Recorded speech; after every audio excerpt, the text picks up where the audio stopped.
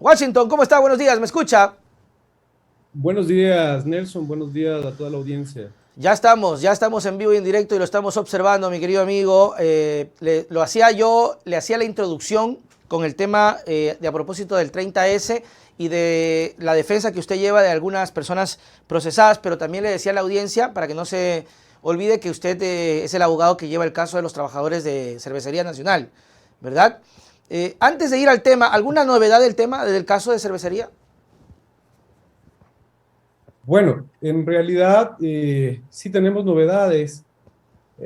Digamos que algunas de ellas son, son sorprendentes, como nos hemos enterado en una publicación que el presidente en Nueva York en estos días se habría reunido nuevamente con el CEO de Avinbed para requerirle más inversiones de la naturaleza que habíamos denunciado. Es Ajá. decir, por $100 millones, 21 puestos de trabajo, por 35 millones de exoneración, 21 puestos de trabajo. Evidentemente, eso hace que se vuelva atractiva cualquier inversión si es que se reciben esos desproporcionados beneficios con estas inversiones, ¿no?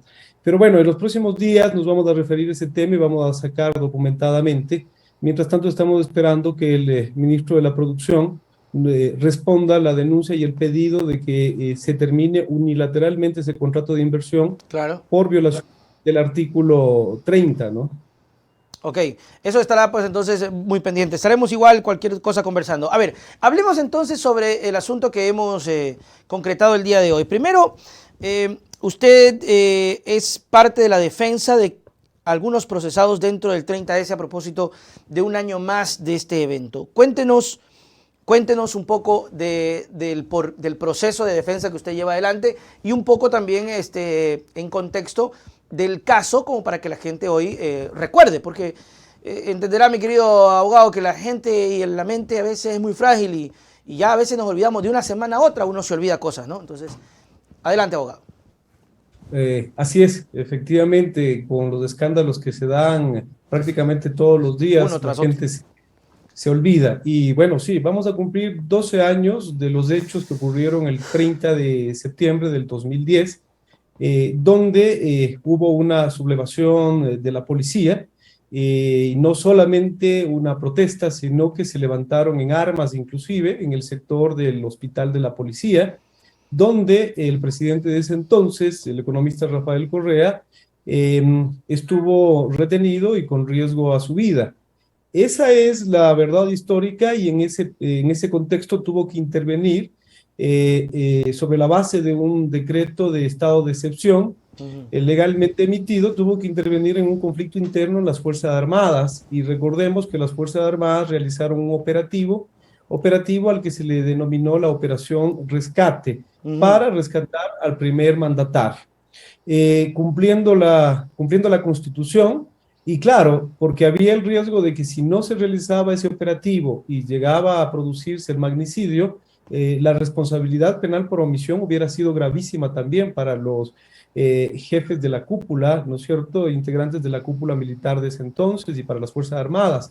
Entonces, evidentemente las Fuerzas Armadas, luego de realizar sus trabajos de inteligencia, verificación, determinaron, como así consta en los informes, determinaron que había un riesgo para la vida del presidente, y además el país se encontraba en una conmoción social porque quienes estaban llamados a cuidar el orden, que era la policía, estaban levantados en armas y se estaban produciendo saqueos y desmanes en todo el país. Entonces, en ese contexto, las Fuerzas Armadas cumplieron su papel constitucional, cumplieron con su misión constitucional. Y claro, hoy, después de 12 años, se está tratando de posicionar la idea de que se trató de que fue una farsa y, como se dice vulgarmente, fue un tongo, es decir, Uh que las -huh. Fuerzas Armadas de ese entonces colaboraron con esta, es decir, intención política de victimizarse por parte del presidente Correa. Nosotros, desde la parte de la defensa, sostenemos esta tesis y queremos reivindicar la verdad histórica, porque somos consecuentes y coherentes. Es decir, si nosotros estamos defendiendo, y yo estoy en particular defendiendo a 4 oficiales en servicio activo que fueron injustamente vinculados por haber estado en ese operativo. Entonces hay que ser consecuentes y coherentes. Si defendemos que son inocentes, mal podríamos sostener de que el 30 de septiembre, los hechos del 30S, como se conocen, son falsos, Claro. porque ahí se revelarían dos situaciones. La una, que efectivamente serían culpables por haber contribuido con esta farsa o con este sainete, y en el evento de que no hubiesen sabido y que siguieron básicamente órdenes, también quedaría en evidencia de que las Fuerzas Armadas no tendrían un nivel de preparación técnica ni adecuado, ni sus equipos de inteligencia hubiesen estado en la capacidad de determinar que se trataba de una farsa. Entonces, en los dos escenarios, evidentemente, lo que debe restablecerse es la verdad histórica, y eso es lo que estamos apostando en la defensa, defendernos, defender la inocencia con la verdad. Eso es lo que estamos propugnando. Claro, claro, no, eso es importante. Además que creo que yo recuerdo porque no soy tan jovencito tampoco, pero sí recuerdo el hecho, recuerdo el tema y se me hace medio difícil creer que todo haya sido armado, o sea, o de pronto tuvieron algún curso de teatro experimental como para hacer una cosa de esas así. Me parece medio complicado el tema, pero es cierto que se ha tratado de posicionar el tema. A ver, para entender más el asunto, ¿cuáles son sus defendidos, abogado? ¿Y cuál es en el contexto específico de lo que se les está acusando a ellos? ¿Qué aparentemente hicieron? A ver, se les está acusando de un proceso bizarro, ¿no? Bizarro en el sentido de que está completamente distorsionado y que atenta contra la lógica. Ya. Yo estoy defendiendo al coronel Marcelo Guadalupe, estoy defendiendo también al teniente coronel, hoy teniente coronel Fernando Castro, al mayor Luis Orozco y al capitán Cano. En ese entonces, hace 12 años, tenían otros grados obviamente inferiores, ¿no es cierto? Ya. Pero a ellos se les vincula a última hora porque se les acusa de asesinato, es decir, asesinato del policía que lamentablemente falló, el policía Froilán Jiménez, pero además, y extrañense todos, del asesinato de sus propios compañeros. El soldado Panchi, Darwin Panchi, y el sargento Jacinto Cortés, que murieron por balas que claramente vinieron desde los policías sublevados. Es decir, hoy por hoy, después de 12 años, en un proceso completamente bizarro, lo denomino yo, y por un mal desarrollo de estrategias de parte de las Fuerzas Armadas, quienes no impulsaron los procesos para investigar la muerte de sus miembros militares, resulta que hoy por hoy a los mismos militares, y hay también 5 oficiales en servicio pasivo que también están en este proceso injustamente, pero ellos tienen otros defensores. Pero lo extraño que empezó como homicidio y luego, para que no prescriba, Fiscalía hace una reformulación de cargos por asesinato. Eso le iba a decir. Pero aquí en este proceso no está vinculado ningún policía, cuando claramente y en todos los informes constan de que quienes dispararon a los militares y específicamente a los que fallecieron y acabo de mencionar, fueron policías. Y entonces ahora nos encontramos que con sus mismos compañeros están siendo acusados de asesinato, con el riesgo de ir a la cárcel 26 años, que es un atentado, es decir, que es un atentado a su familia, que tiene efectos perniciosos en su vida, en su trabajo, es decir, y corre el riesgo de su vida también, ¿no? De que hoy por hoy con la situación carcelaria, imagínense lo que es pensar Claro que sí. de que la Fiscalía está acusando y que potencialmente pueden ir 26 años a la cárcel con la situación penitenciaria actual. Nosotros podemos decir que ellos están en el fragor de una disputa política que aún se mantiene. Es decir, los anticorreístas que sostienen el discurso de que el 30S fue una farsa y que necesitan cabezas de turco de alguna forma, y para avanzar y llegar en un proceso por delitos de lesa humanidad en contra del expresidente Correa. Agarrarlo a Correa por ese lado, ¿no?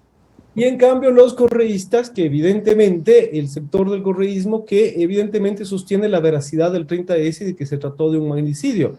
En el medio están personas inocentes, sobre todo mis defendidos, están personas inocentes que ya se ha demostrado con pruebas de balísticas que a pesar de que fueron realizadas por la misma policía, por los mismos peritos, quienes actuaron como jueces y parte, ¿no? Y ya vemos que son campeones para dejar en la impunidad cuando se trata de sus miembros. Vemos lo que está pasando hoy día en el caso de la abogada Bernal. Ya vemos, y por eso la necesidad de que se cree otro cuerpo especializado de investigación, porque la policía no puede ser juez y parte en sus casos. Y en este caso, en el 30S, la policía terminó siendo juez y parte, a tal punto de que las pericias y las investigaciones que realizaron fueron encaminadas, y lo digo con conocimiento de causa, revisando las 21.000 fojas que tiene el proceso, el cual tenemos sistematizado, que la policía deliberadamente trató de incriminar a los militares. Por eso es que en este proceso no está vinculado ningún miembro de la policía. Y quienes realizaron, repito, las pericias fueron los peritos de la policía que, haciendo un falso espíritu de cuerpo, evidentemente terminaron solamente tratando de incriminar juntamente con Fiscalía a los militares activos, ¿no? Y a los militares de servicio pasivo. Esto evidentemente atenta contra la lógica. Esperamos, de este rato el proceso se encuentra en estado de resolverse y de emitirse el fallo si es que son llamados a juicio. Ya tuvimos la audiencia preparatoria de juicio, donde Fiscalía presentó un dictamen acusatorio entre los 9 sin determinar responsabilidad penal individual, porque no podía hacerlo, en una suerte de... ¿Y cómo se hizo eso? ¿Colectivamente? Es decir, de manera colectiva, como que prácticamente los 9 hubiesen cogido alguna arma y habrían disparado. Es decir, pero ¿por qué Fiscalía acusa? Aquí es necesario que la gente entienda qué es lo que está pasando. En esa operación, primero se la clasificó como información reservada, luego se liberó parcialmente la información, pero quedó información todavía con categoría reservada, los anexos A, D y F de la operación Rescate. Uno de esos anexos es donde están todos los nombres que intervinieron, otro informes de inteligencia y otro informe de logística y comunicaciones, donde se determina, es decir, qué comunicaciones se pudieron haber dado y todo eso. Esta información es clave, no solo para la defensa de los procesados, ¿no es cierto? Porque ellos tienen derecho a contar con toda la información para defenderse adecuadamente, porque esa información puede ser exculpatoria y nosotros consideramos que es exculpatoria y que es confirmatoria de la veracidad del 30S, pero también es un derecho de las mismas víctimas, de los familiares de las víctimas a conocer la verdad. Claro, y del pueblo, por supuesto. y del pueblo ecuatoriano. Es ahí donde no se cumple por parte del Estado ecuatoriano y de los diferentes gobiernos, pero digamos que se justificaba que los 10 primeros años la información por temas de seguridad del personal que participó esté reservada. La ley determina de que después, pasados 10 años, automáticamente la información se convierte en pública. Han pasado ya los 10 años, nosotros solicitamos esta desclasificación, la entrega de esta información, cuando el Ministerio de Defensa y las Fuerzas Armadas del Comando Conjunto deberían abonar en favor de la defensa de sus miembros militares, ¿no es cierto?, por una defensa institucional, y resulta que se oponen a la entrega de la información. Chúticas, ¿Por qué se oponen a la entrega de la información? Y ahí ustedes entenderán por qué se oponen. Porque esa información es confirmatoria de la veracidad del 30S. O sea, eso es lo que nosotros esperamos.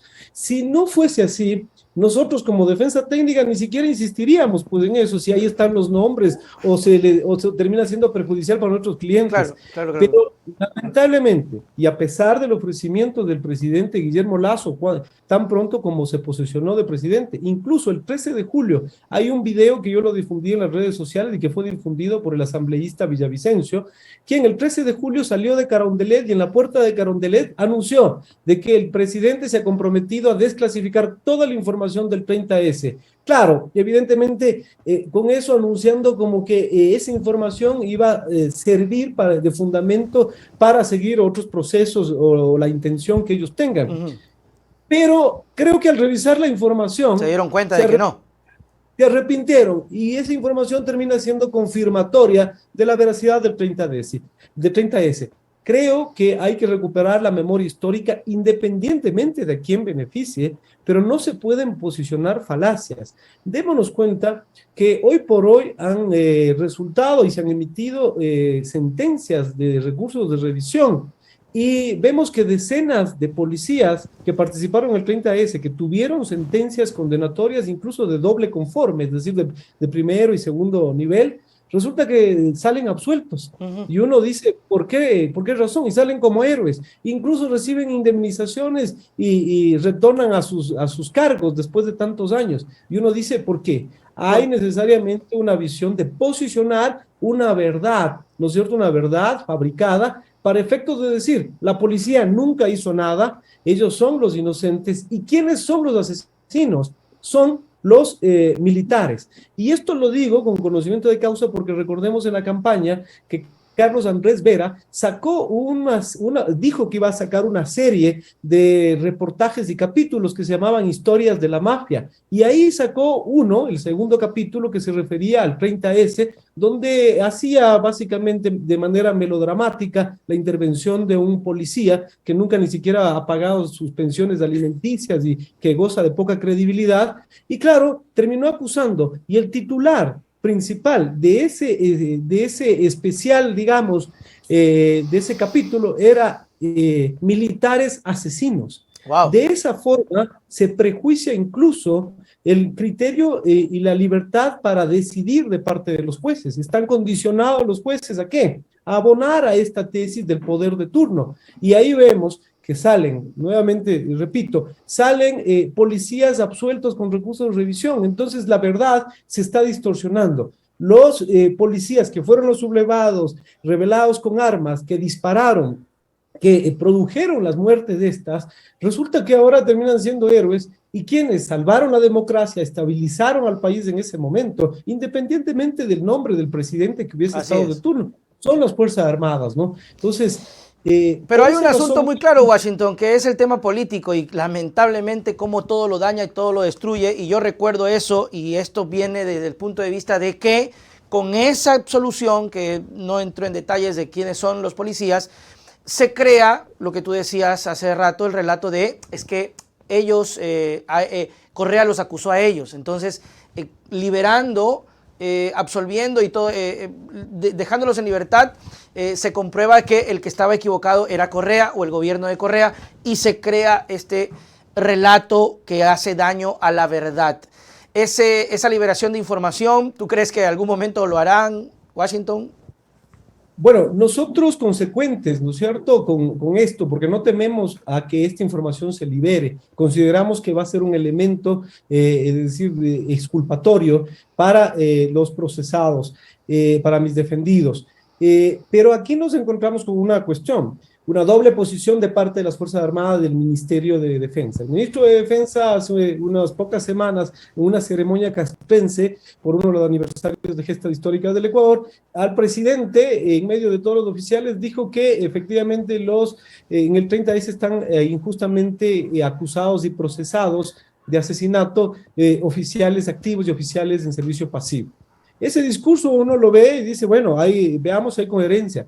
Cuando nosotros demandamos con una acción constitucional de acceso a la información pública para que se entregue esa información, que ya han pasado 10 años y que no se ha cumplido su procedimiento para que se vuelva a reclasificar por 5 años más, resulta que vemos una férrea oposición por parte del Ministerio de Trabajo que manda a su equipo de abogados a oponerse a la entrega de la información. Wow. Y claro, la sumisión de ciertos jueces terminan negando. Hemos propuesto la apelación porque consideramos que tenemos el derecho para efectos de solicitar esta información, no solo como abogado defensor de los procesados, sino como ciudadano. Yo quiero saber la verdad, quiero que toda la información que termina siendo la base de la acusación de la Fiscalía, es decir, Fiscalía sostiene su acusación en que hay información que no se ha desclasificado y por esa razón dice que hay esta duda y esta información que debía ser entregada por las Fuerzas Armadas, por el Estado ecuatoriano, que es un estándar internacional de el derecho a la verdad, es decir, de informar por parte de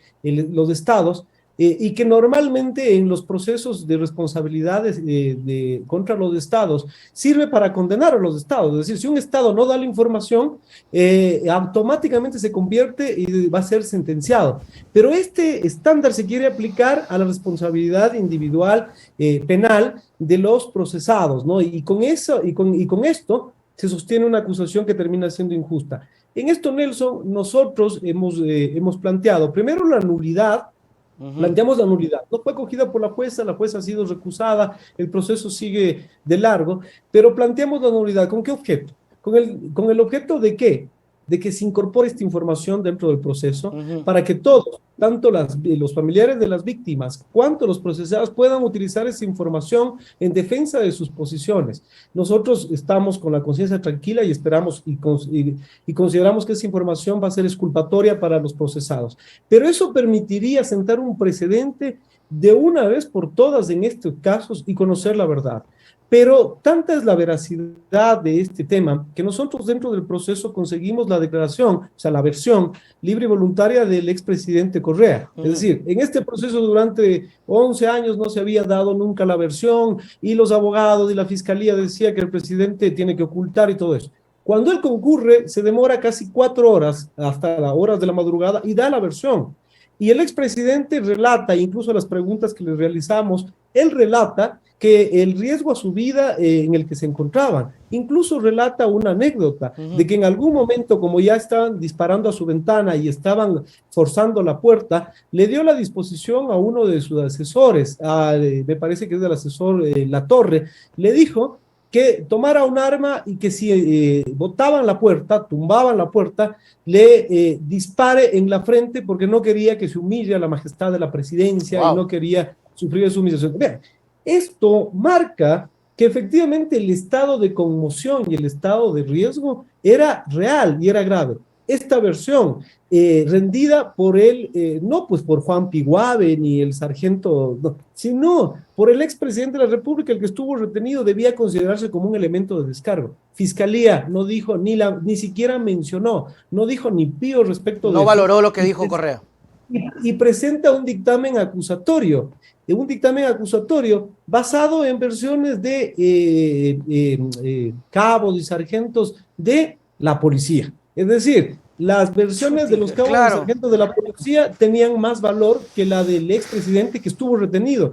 En este tipo de procesos de retención, de plagio, una de las versiones más importantes, ¿no es cierto?, es la del que está retenido, pues porque él es el que sabe, él obviamente está en riesgo su vida. Ahí es donde se justifica la intervención de las Fuerzas Armadas y el uso progresivo de la fuerza, y el operativo, yo puedo decir que técnicamente desde el punto de vista militar fue impecable. Pero ¿qué es lo que ocurrió? ¿Quiénes fallecieron? Fallecieron 2 militares que fueron recibidos a bala, producto de las balas policiales. ¿Y quién más falleció? Uno de los miembros de la policía que estuvo escoltando al vehículo presidencial blindado, que después, con un reconocimiento, se determinó que tuvo más de 30 disparos. Entonces, la lógica indica que quienes disparaban, que quienes pretendían cometer este atentado al presidente eran los policías, pues no los mismos militares que vinieron a rescatar. Sin embargo, extrañamente, vemos que los militares hoy por hoy están contra las cuerdas y están acusados de asesinato, incluso de sus propios compañeros, Nelson. En esas condiciones estamos. Impresionante, Washington. Realmente, a pesar de todo el tiempo que ha pasado, de 10 años, y que tal vez algunas personas que están escuchando esto recién se están enterando, le cuento, yo también recién estoy enterándome de ciertos detalles como esa anécdota que comenta el señor Rafael Correa. Esperemos que la verdad salga a la luz, que todo salga por el bien de ustedes, por el bien de la verdad y por el bien de la historia, y que esto pues se cierre, aunque hay muchas dudas. Como usted dice, Washington, si el informe diera la razón a que fue una farsa, creo que Lazo lo hubiese desclasificado así, porque les interesa incluso políticamente. No lo hacen por algo que está pasando. Washington Andrade, gracias por tu tiempo. Sus palabras para despedirnos. Sí, muchas gracias, Nelson. Nosotros en el contexto y en el desarrollo de una estrategia de defensa integral, ¿no? Porque no solamente la defensa técnica, porque alguien cuando está vinculado en un proceso penal tiene efectos, sufre efectos perniciosos y no faltará alguien que le termine tildando, ¿no? Así se consiga el sobreseimiento. Entonces nosotros hemos desarrollado una estrategia de defensa integral. En el marco de este ejercicio del derecho a la resistencia y a la defensa de los procesados, nosotros ya el año anterior colocamos unas placas, es decir, los militares, por primera vez, nadie les ha hecho un homenaje a los militares fallecidos en esa zona. Colocamos unas placas en reconocimiento a estos dos compañeros militares y además, este 30 de septiembre, en la conmemoración del aniversario 12 del 30 de septiembre, vamos nosotros a realizar un acto, un homenaje póstumo solemne, en el cual vamos a invitar al ministro de Defensa, al jefe del Comando Conjunto y a destacados militares, líderes de opinión, para efectos de qué? De hacer este acto de homenaje aquí y a quienes también invitamos. Invitamos a todos los militares que en ese 30 de septiembre subieron por esa Mariano de Jesús a cumplir la Constitución. Y además invitamos a toda la gente que participó en el 30S, porque hay que recuperar la memoria histórica y por eso invitamos a todos los ciudadanos que se sumen a este evento de homenaje a los militares que ofrendaron su vida para en esos momentos defender la Constitución, cumplir la Constitución y salvar la democracia. Muchas gracias, Nelson, siempre a las órdenes. Gracias a usted, Washington. Aquí nosotros para siempre con las puertas abiertas. Nos vemos. Chau, chau. Gracias, buenos días. Muy bien, ahí estuvo Washington Andrade hablándonos sobre el caso, oiga, 12 años. Parece que fue ayer, impresionante. Y la anécdota que decía, creo que en algún lado lo había escuchado, pero hoy Washington me hizo más clara la película. Y sería bueno en algún rato, cuando tengamos algún chance de hablar con Correa, ya de otros temas, un poquito más relajado, retomar un poco el asunto porque me parece bastante impresionante esa anécdota, ¿no? Saber que entraba un grupo de policías y que le había autorizado a un asesor tomar un arma y matarlo, darle un tiro en la cabeza antes de ser sometido con los policías. Tienen que haber sido momentos bastante difíciles. Ojalá que estas informaciones se desclasifiquen. El presidente de la República, Guillermo Lasso, tiene el sartén por el mango. Desclasifíquelo, que la gente lo conozca. Ya no tiene por qué seguir en reserva. Han pasado más de 10 años. Que la verdad salga a la luz por las familias de quienes fallecieron y por la memoria histórica del país.